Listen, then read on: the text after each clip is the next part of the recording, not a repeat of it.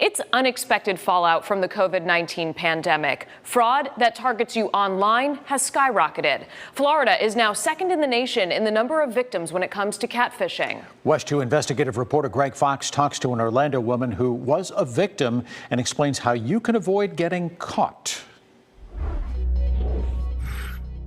Here comes Matthew. At first, with his pictures, he was really sexy. Rebecca D'Antonio thought she'd found love on a dating website, but we're blurring the face of this man and his son because they were lifted from the internet and used by a scammer to pretend he was interested in a romantic relationship with Rebecca. We just had a lot in common. We liked to try new foods.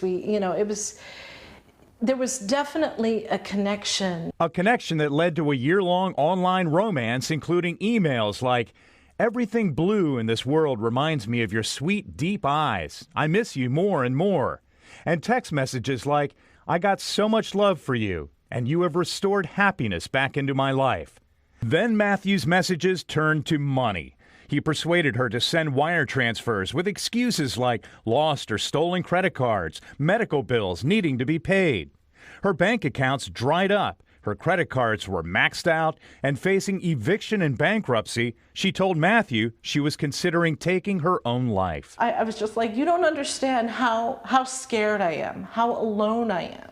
I've got pills. I'm not afraid to use them. Like, I will commit suicide because I don't know what else to do. And I will never forget his response. Well, you have to do what you have to do. By that time, how much had you given him? About $100,000.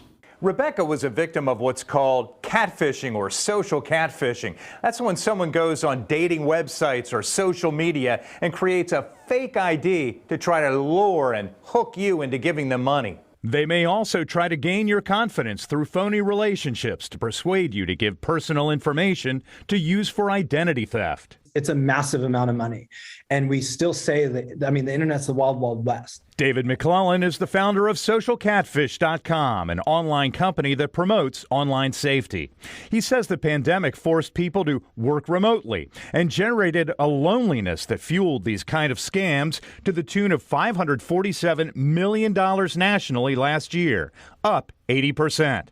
SocialCatfish.com reports Florida ranked number 2 in the U.S. with $70 million stolen. The average loss was $40,000 and targeted more than 1,700 victims. We saw even during the pandemic and last year, people 20 years and younger were actually the fastest growing segment for these scams, but people age 45 to 65 actually lost the most amount of money per scam. You should be aware of the catfishing warning signs. Someone asking for money, electronic fund transfers and gift cards, asking for Social Security, driver license, and bank information, and someone refusing to agree to virtual calls, FaceTime, and video messages. Rebecca was lured and doesn't want you to get caught. Love yourself enough to walk away. Greg Fox, WESH 2 News. If you believe you're a victim, you should report the scam to the FBI and the Federal Trade Commission. Report it to the online platform.